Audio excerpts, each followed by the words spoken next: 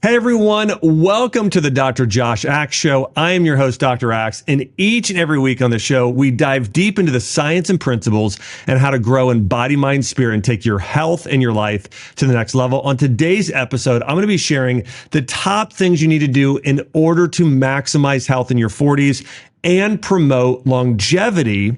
And we'll be talking about things like the exact nutrients you need in your 40s for men and women, and there's some differences there as well. I'll be talking about the proper mindset and spirit for thriving in your 40s as well. And I can tell you from being in my 40s right now that there are some shifts that happen when you're in your 40s, mentally, spiritually, physically. There are some things that start to change that I've noticed in my own body, even like, joints being a little stiffer or those old injuries from high school sports starting to creep up on me. And so I'll be sharing how to also heal your body as well. Before I dive into the content though, hey, do me a favor, subscribe to this podcast. Every time you subscribe, I'm able to bring on bigger, better guests, people like I've had in the past, like Carrie Underwood, Dave Ramsey. We've got people coming up in the future like Dr. Mark Hyman. We've had so many amazing doctors, health experts, and leaders in the world that have been part of the podcast. So anytime you subscribe, you help the show grow. And also thank you, all of you who have been sharing this show on a regular basis. And I constantly have people tell me, hey, Dr. Axe, I had a friend share your podcast with me. And because of it, I had this breakthrough in my relationship, in my health, in some areas. So just know by sharing this, you're also helping people heal, helping people become their best. And so thanks so much for being on mission with me. I love that we can be on this mission together of teaching people how to use food as medicine, lifestyle medicine, mindset medicine, all of those things. Okay, so here's one of the big things that happens when people are in their 40s. According to studies, most people hit their midlife crisis between the ages of 40 and 60 years old, but typically it's in their 40s. It's the most common sort of decade when people start to feel this strong desire to change something in their life. I think what happens in your 40s is you start to realize that you're getting older. Even when I was in my 30s, I still felt like I was in my 20s. And I almost felt like I'd actually still just gotten done with high school. However, in 40s, I think many people start to have kids or have kids that are growing up, and you start to just realize as well, maybe there's some things you've dreamed of doing you haven't done yet. Maybe you're starting to feel older. And so you start to feel this crisis in life of realizing that, I've had 40 some years already done. And how many years do you have left? I mean, you might have double that, you might have more, but you might have less. And so you start to number your days and realize how precious life is. And so you want to start to maximize your life, do the most you can with your life. And you realize you're not invincible. You maybe had some hardships in life you've had to overcome. Those things happen in your 40s. And I want to share with you the biggest signs that you're feeling that midlife crisis in your life, according to medical studies, that you are in the midst of a midlife crisis. One is anxiety. If you're feeling a sense of anxiousness that you need to do something with your life in order to feel successful. Abrupt career or lifestyle changes, such as quitting your job or moving homes or feeling like you need to move a new city. This is a sign that you're having a midlife crisis. By the way, I want to mention the word crisis here doesn't necessarily have to be negative. Crisis could mean an opportunity to change. I think, again, more than anything, it's a midlife realization that you're done with part of your life and you need to maximize the second part of your life or something along those lines. Some other signs you're in a midlife opportunity or crisis is you start to change your behavior. Sometimes you become antisocial. That can happen. I mean, how many people, there's these memes that go around on the internet of, that are, I think, hilarious because Chelsea and I both share these with each other and we tend to laugh about them because we used to say when we were in our 20s and 30s, especially our 20s, we were up for doing anything. Let's go out, let's party, let's do whatever. And today in our 40s, we're like, I'd just rather stay at home, watch a movie, eat a good meal and go to bed early, right? And so your behavior changes. Also, sometimes when you have these midlife crises, you start to reminisce and reflect about your past, really focusing on maybe youthful memories, past relationships, past adventures, or having fewer responsibilities during a previous life stage. One of the things Chelsea and I still love to do is reminisce on our our trips we've done, trips to Europe. I mean, we were the other day, we have this album and we like to share pictures. Well, we like to go through this album of this trip, these 2 trips we've done to Europe. And actually, we're doing another one this summer, which we are so excited for being able to do that. But we do that. We also text each other pictures that we have on Facebook. We have these memories that pop up, and memories of maybe our past dog or a trip we did or paddleboarding together or something like that. Recently we had this trip to Sonoma Valley we were at. It was exactly, 10 years ago. We're like, how was that 10 years? But we start to reminisce on those things more, reflect on those more. Other signs of midlife crisis can be more things like depression or major mood changes, realizing that what happens is sometimes people start to feel like their best days are behind them. By the way, that's a really toxic thought. You don't want to go there. I think that can be related to not having a divine or supernatural belief system, not having strong enough religious or spiritual beliefs, because you believe that, hey, the best part of your life is come and gone.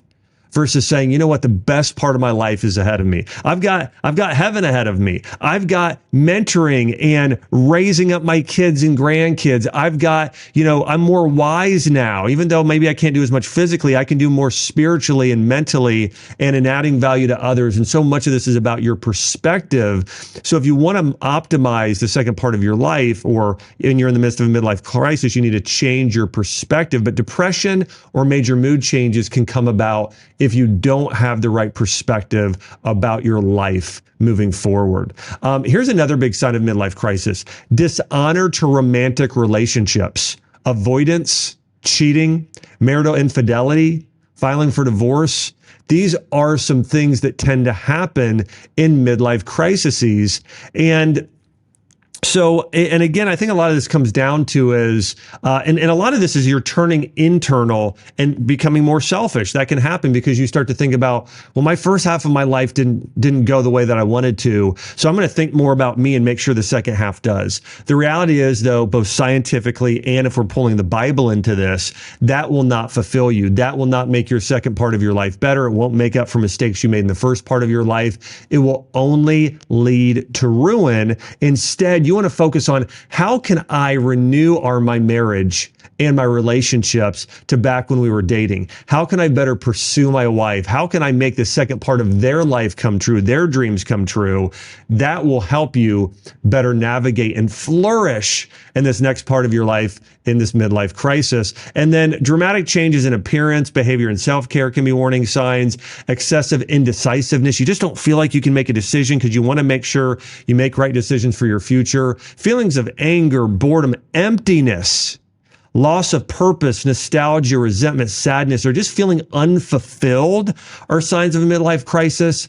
Financial irrationality, like excessive spending, hypochondria, you start to just exaggerate and obsess about your health concerns, ruminating over past mistakes and failures and living in the past, sleep pattern disruption and weight gain or loss. These are all signs of midlife crisis. And the good news is there's things that you can do to optimize the second half or second 2/3 of your life if you plan to be a centurion like I do once you hit your 40s. And we're going to go through a lot of these things here today. But one of the first things you need to do, step one, I'm going to go through several steps here to maximize life in your 40s, is to prioritize what matter most and make sure you have the right aim in life. Make sure that you really have your purpose defined and know what it is you want, that what will fulfill you. Maybe one of the big reasons why you feel like you didn't optimize the first 40 to 50 years of your life is you didn't have a plan and you didn't prioritize properly. And so making sure that you are clear in knowing what will fulfill you. I mean, when I think about the people, when I read books and meditate on the people that live the best lives possible, these people, here's something they all had in common. They had great relationships. They had really close friends or family. They had really these deep, meaningful relationships. That's one thing. They also really contributed to the world in a meaningful way. They used their gifts and talents to the absolute max. So it's about relationships. It's about optimizing your gifts and skills. And it's about becoming a greater person, more wise, more loving, more caring, more courageous, more self-disciplined, more compassionate. if you do those things, you will be successful. So I would reframe and think about your life in terms of, okay, what do I want my faith life to look like now and in the future, and my family and my fitness and my finances and my free time, and write down a vision statement of what your ideal future looks like. And then lay out a plan in order to make that a reality. And part of the big thing here is then you know what to say no to. You know, what's more important than what you say yes to is what you say no to, because what happens is oftentimes the good things in life start to crowd out the great things in life. When I think about the best moments Chelsea and I have had, oftentimes it was where we weren't trying to accomplish something. We were just being, and we were trying to be connected to one another. Again, I brought up those trips to Europe. I mean, Chelsea and I still talk about, hey, remember when we went to Tuscany and did that wine tasting? Remember when we did that cooking class where we learned how to make gnocchi and biscotti and you know, this lasagna we did. You know, we got this cooking certificate. We loved doing that. Remember that time we did that New York trip with our two good friends, Sean and Andrew, and we did every great, you know, restaurant in the city. And so, you know, we talk about those times. You know, I think about growing up. We used to always go boating at this called North Lake or Lake Cumberland there in the South in Tennessee and Kentucky, and absolutely amazing memories. But those are the best times of my life were when I wasn't trying to accomplish something. I wasn't trying to get ahead. I was just having meaningful connection time, conversation, having fun with my family. I also think about my faith, some of the most meaningful things I've done. Mission trips. I've gone on mission trips to Jamaica, to Africa, to China, to the inner cities in Dayton, Ohio. And I think about those times and what I was able to contribute and how it changed me as a person. And so, you know, make sure you are spending time on what matters most. Most of us spend 5 hours at least a day on social media and TV together. And that doesn't also include other screen time, versus what if you could take some of those hours and do, you know, something that matters? More time with family, more times with friends, more time developing your gifts and contributing in this world. And so step number one to maximize life in your 40s is prioritize and create that plan that's going to lead you to having a truly successful life in the future. I wrote a book, by the way, that I think would help you do this. It's called Think This, Not That. If you just go to Amazon and search Josh Axe, Think This, Not That. This book goes through exactly how to do this with your life. Step number 2 to maximize life in your 40s is build a divine identity. Focus on your divine nature and growing spiritually, building meaning and significance in your life. If you think that this life is all there is and you're halfway done and then life is done, then that's depressing. I would be depressed. I would be anxious if that was the reality. But knowing that I will live for eternity and that heaven will be even more joyous than this life here, beyond what we can even imagine. I mean, I remember C.S. Lewis gave this analogy. He said, you know, when we were in the womb, you don't really remember much, okay? I don't remember anything. But when I was in the womb, I never would have thought about chocolate and roller coaster rides, and for me, we'll love water skiing, and, you know, and the taste of chicken parmesan and dark chocolate fudge cake. Like, I never even imagined those things. They never even. That's what heaven's going to be like, is when we're there, it's going to be beyond anything we could have thought or imagined in this life, knowing that that's the future, and knowing it's an even better future if you maximize your life now, because there are eternal rewards in heaven. So all that being said, building your divine identity and not storing up treasures here on earth, doing it in heaven, okay? So really focusing on contributing and adding value to everyone you come across. Knowing that life success is not based upon you getting ahead in life or making a certain amount of money. It's based on how much you bless others, giving financially, giving a compliment, acting in character with someone with patience and loving kindness, giving a compliment, helping someone else reach their goals, leading someone else to grow spiritually or connect with God. So building your divine identity, knowing you're an eternal being. Again, I mentioned this earlier, growing in your gifts. And in this stage, when you're in your 40s, is really when you should be discipling and mentoring other people. If you are in your 40s right now and not discipling and mentoring other people, I think you're really missing one of your greatest callings in life. By the way, you don't need to be 10 years or 20 years or 10 steps ahead of someone else to mentor or disciple them. You need to be one step ahead of them. When I was in college, I mentored kids. I discipled kids in high school. When I was in practice, functional medicine practice, I had a certain size clinic and success, and I was really, mentoring even people 1 year ahead of me, or 1 year behind me, in terms of where they were in their practice and their life. And so again, I think one of the greatest things you can do, and by the way, we all do this with kids. If you have kids, this is why being a parent is the most important profession job in the entire world. It's the most important thing you can do is mentoring, discipling, and parenting your kids. But in addition, if you have opportunities to lead a growth group at your church, if you have an opportunity to have someone else and mentor them in your career and job, do something to basically help others model what you're doing as you try and grow in your character towards the good of the world, that's going to be really powerful for you. But build a divine identity, learn more about who God is, and that will help define more who you are. That's a step you can do in your 40s. Now, I want to talk more about nutrition now and the needs of people in their 40s as you start to change, especially hormonally. Things really start to shift in the body. Of course, we know in the late 40s, around 48 years old, that can be the average, but of course through the 50s as well, women can start to hit menopause. So there are big changes there, with women starting to have estrogen and progesterone start to decline within their body. Men really can start to see testosterone fall off a cliff if they're not careful. These are big, big issues today, not to mention high insulin and cortisol levels and how that leads to weight gain and poor nutrient absorption, and even thyroid hormone issues within the body. So when you get into your 40s, there's no doubt there starts to be some issues nutritionally and hormonally. And so I want to go through some of the most common nutritional deficiencies of people in their 40s, according to the clinical research, and nutrients you want to be aware of. The first one is vitamin D. It's by far the nutrient people are most deficient in. Vitamin D is responsible for hormone production in the body. So if you want to have enough testosterone, you have to have vitamin D at optimal levels. Women, if you also want to have proper testosterone and estrogen, and that also means thyroid hormones, then you also have to have vitamin D. Vitamin D is also responsible for calcium absorption, which is, of course, important for bone density and the thickness of your hair.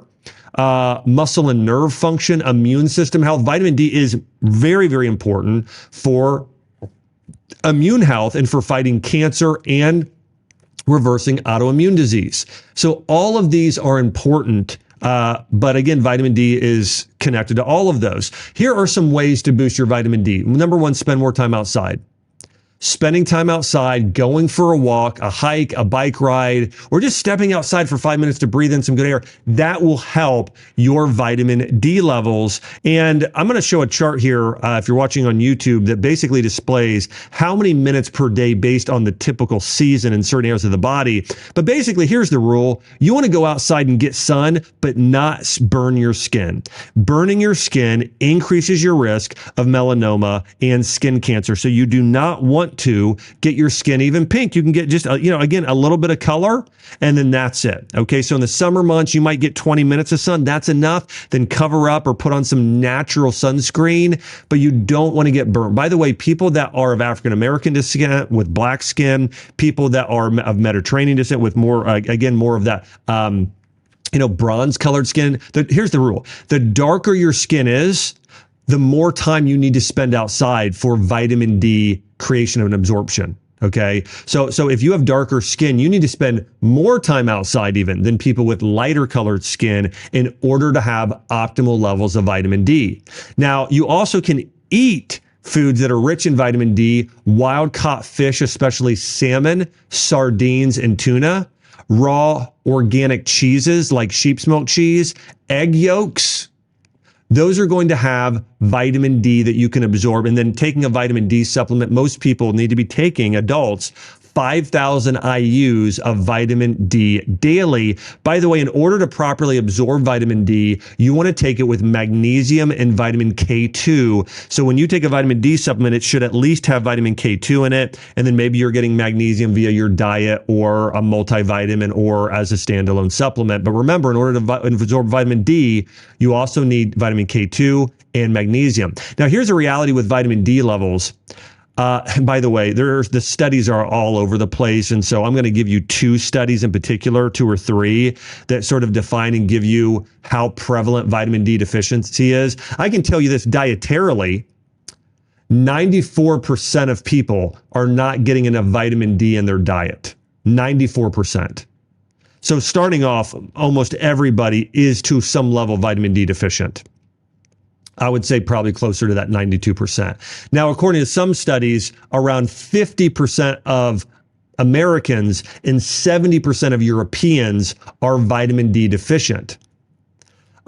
There's another study, though, showing that it might be 41.6%, according to one study. That is for people that are Caucasian. 82% of people that have black skin, followed by Hispanics at 69.2, so around 70% there for Hispanics.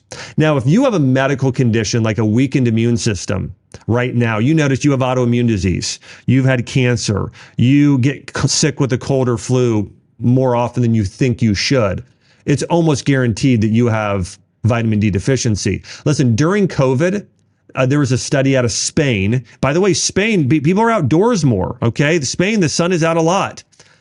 But over 80% of the patients tested that had COVID-19, that were in the hospital, had a vitamin D deficiency, according to a medical journal called the Endocrine Society's Journal of Clinical Endocrinology and Metabolism. So, again, if you're sick with COVID or the flu or a cold, you want to be supplementing with vitamin D, and this tends to happen in winter. But about 80% of those people with COVID were vitamin D deficient during the testing. Now, to be deficient, you typically need to be below what's called 30 ng/ml, okay, below 30.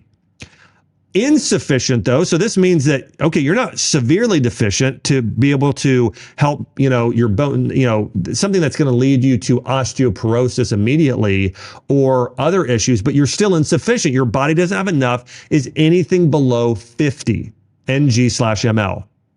Optimal is 50 to 70. Almost everybody should be between that range of 50 to 70. If you've ever had a vitamin D test, you want to be above 50.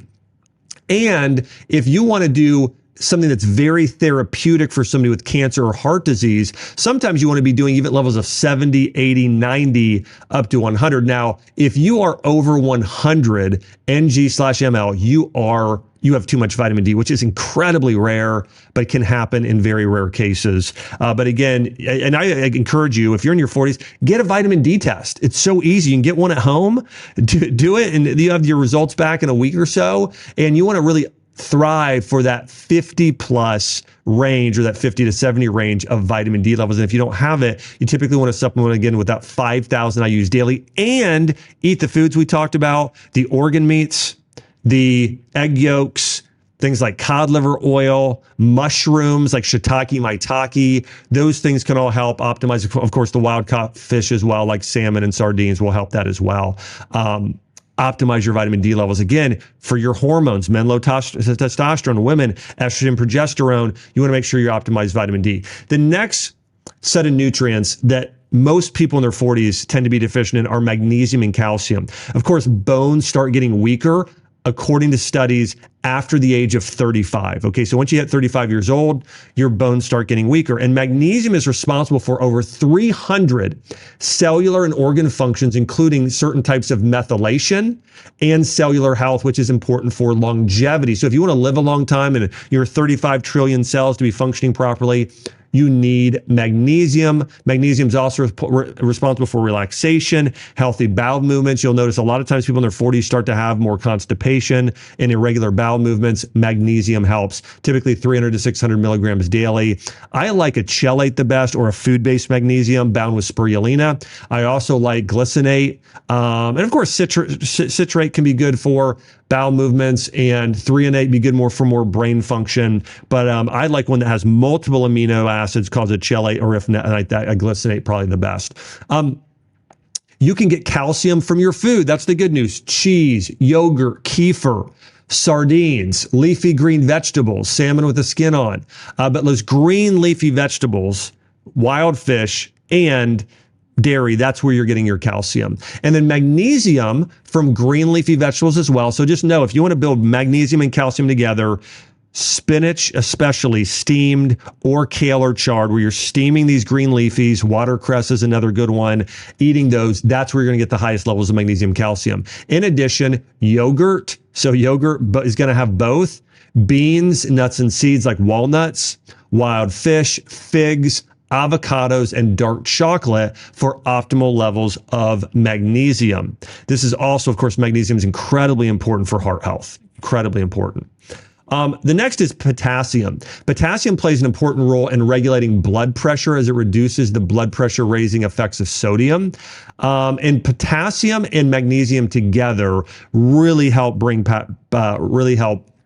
level out your blood pressure and heart health. Potassium is also responsible for cellular detoxification. If you just feel lethargic, you're holding on to excess fluids in terms of weight gain, it's a potassium deficiency in most cases. So you want to start consuming more potassium-rich foods like acorn squash. Really, any type of squash. Butternut squash is great as well, but acorn's extremely high.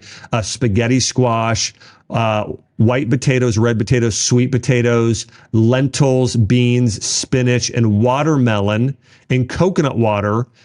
Bananas, those tend to be the most potassium-rich foods that you can eat. And so those can also, so you really need to focus on minerals and vitamin D. Vitamin K is also important. You're going to get that in green leafy vegetables. Again, broccoli, asparagus, raw organic dairy products, pomegranate and cabbage is going to help as well. And again, vitamin K is really important for vitamin D absorption and calcium. Folate, so getting B vitamins, also a lot of people in their 40s tend to be deficient in, and folate in particular. Nearly half of the population has this genetic factor that's affecting methylation. And so basically their ability to convert their food-based folate or their vitamin-based folate into a usable form like methylfolate. So it's just not happening readily within your body. And that's going to affect your cellular function. In fact, it can affect fertility in women. It can affect energy in men. It can negatively affect your cellular longevity and healing, your body, in order for it to create ATP and energy. So if you're tired and lethargic all the time, the issue might be that you're not getting enough B vitamins. Might be you're not absorbing enough B vitamins, and that can be related to not having enough good bacteria like probiotics in your gut, or having the overgrowth of bad like candida. And it can be connected to you're not methylating properly, which in order to do that, you can take a probiotic and a methylated B vitamin supplement and consume organ meats like liver, spinach, so green leafy vegetables, black-eyed peas, asparagus, Brussels sprouts. But you'll see here a lot of these nutrients I mentioned, green leafy vegetables, organ meats, wild-caught fish, and probiotic foods are the foods I mentioned most. So if you're in your 40s, here's what you need to eat. Organ meats, okay, now you can take those as a supplement. Green leafy vegetables, wild-caught fish, and fermented foods like sauerkraut, coconut yogurt, raw goat's milk, kefir. Those are the things you need to eat if you're in your 40s, typically to optimize your nutrients. Collagen. Once you reach the age of 25, your collagen production goes every year, and most people in their 40s or when they start to notice the wrinkles, the fine lines, the aging skin, getting 20 to 40 grams of collagen a day. By the way, collagen is also what makes up your joints and connective tissue. So if your joints start to ache in your 40s, you want to get collagen. By the way, my favorite way to get collagen is via a bone broth protein supplement. 1 scoop of a bone broth, or getting a product that has bone broth in it, a protein powder and organ meats and some of those things. But that's what you want to get. You want to get 20 to 40 grams of collagen a day. This is going to support your skin, your hair, your nails, your gut, your immune system, and your joints. Pretty much all those areas you start to notice aging in, collagen is the cure. By the way, here's something that's amazing. You have more collagen in your bones than calcium. You have more collagen in your bones than calcium. And so you need to make sure that you're getting plenty of collagen in your diet. Another thing that people tend to be deficient in their 40s are omega-3 fatty acids. This is, again, why your joints start to ache. Taking 1,000 to 2,000 milligrams of something like a cod liver oil or an omega-3 supplement. And then in terms of herbals that I love for people as they age and get into their 40s, taking adaptogenic herbs. You know, it tends to be in your 40s is that stress has started to build up. Stress of kids, stress of financial things, stress from the past emotionally, stress of just your body starting to break down a little bit. You can start to lower that stress by taking adaptogenic herbs. For women, I really like ashwagandha, schisandra, and dong quai. Ashwagandha has been shown to help with any thyroid issue. Schisandra, your thyroid and immune issues. And dong quai, again, thyroid and building your blood and a number of those issues. For men, I like ashwagandha, rhodiola, and cordyceps. Those are all going to help naturally and in a gentle way boost your testosterone levels while reducing stress, while improving your sleep. So ashwagandha, rhodiola, cordyceps mushrooms for men, all going to be fantastic. I want to mention between men and women as well from a nutrient standpoint. Women tend to need iron or ferritin. You need something to build your blood. And men tend to need zinc. Okay. Those are those two nutrients that tend to be different, men and women. Women, you need to build your blood. I mean, this is really important, especially if you've had kids or having kids. So iron will help you do that. This is why doing a liver supplement or a easily digested iron or getting beetroot juice or doing something to build your blood as a supplement can help. In men, zinc is critical for sperm production, for fertility, and for testosterone production. So taking zinc is important for that. Now, a few more here steps to maximize your 40s. Step number 4 is movement as medicine. Oftentimes in our 40s, we start to notice those aches, those pains, those signs of aging in our skin and joints. One thing I want to mention here in your 40s, now ideally you would have done this earlier, but avoid injury.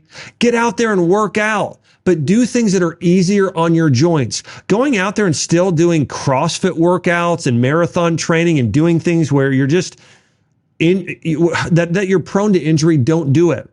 You're much better off doing what's called functional movement. Go and get a trainer that teaches you functional movement on how to do a proper squat, how to do a proper lunge. You know, doing things, you want to put on muscle mass as well because you start to lose it in your 40s. And so weight training 3 days a week, or at least 2, can be ideal, or lifting 2 to 5 days a week. But getting and doing some weight training, even if it's just 30 minutes, a few days a week, will make a big difference. In addition, walking. Going out there and walking 2+ miles a day, taking 10,000 steps a day will help you maximize your 40s. In studies, walking has been shown to be one of the top things you can do to promote longevity and increase your lifespan. And then doing 1 to 2 cardio sessions a week. That's right. You don't need to do cardio 5-7 days a week.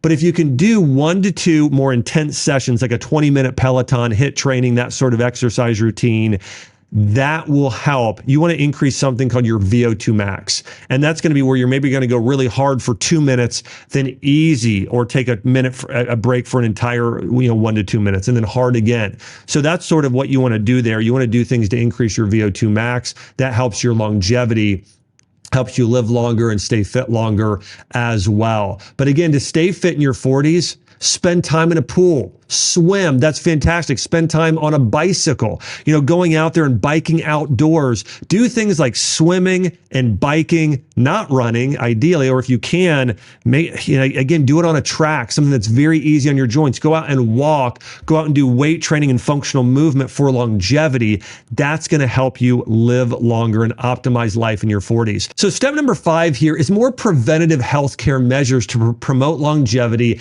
and doing testing. Now, the testing I'm talking about is not mammograms and colonoscopies. It's things that actually are beneficial, that help you get healthier, that tell you what you actually need to do. Here are my 5 favorite tests to promote longevity and build your health. Number 1 is micronutrient testing. Micronutrient tests will test for deficiencies in nutrients like magnesium, zinc, iron, vitamin D. So being able to test for any nutrients you're deficient in will tell you so much about the foods you need to eat, the supplements you need to take.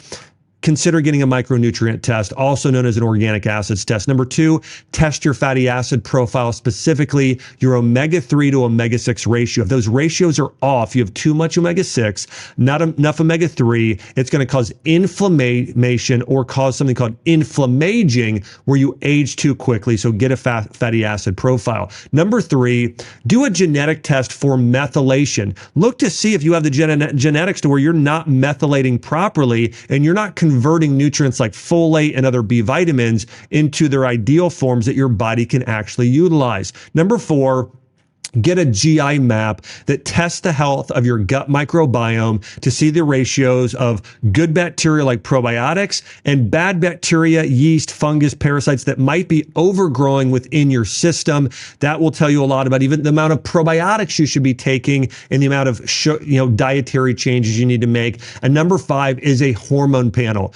Get your testosterone, estrogen, progesterone, thyroid hormones, DHEA. Get these hormones tested so you know what you need to do to optimize them with herbs, with nutrients, with lifestyle practices, with peptides to optimize your hormone levels. If you can do those 5, it's going to help promote longevity and optimize life in your 40s. And last here, work hard in your 40s, but also play hard.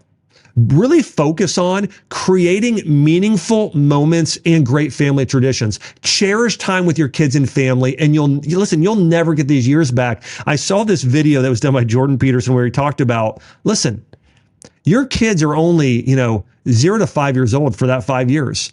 And then something changes after years of 5. Now, listen, I think having kids at every age is an amazing blessing. But I'll tell you right now, my daughter, she's 4, and she's not saying words, her pronunciations aren't exactly correct.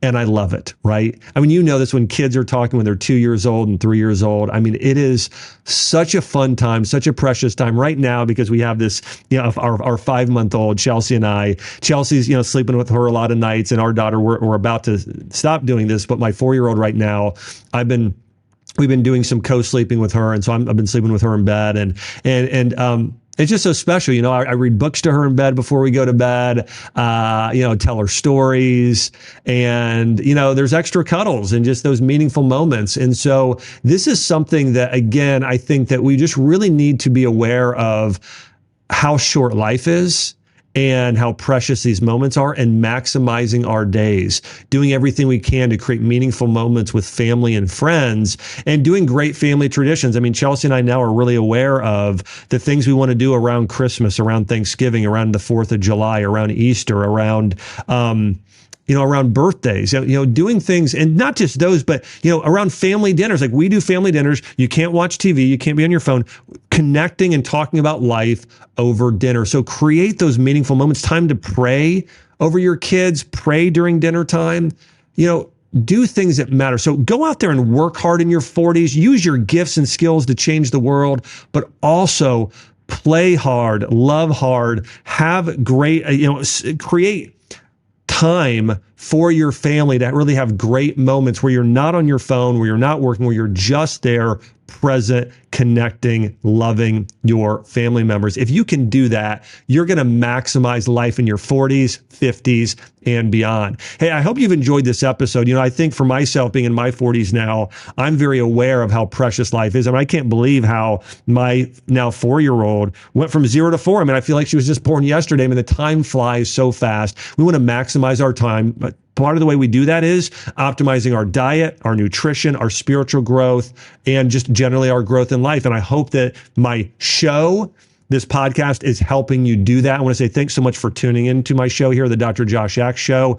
Remember, every week you're going to be learning new things on how to grow in body, mind, spirit, and take your health and your life to the next level.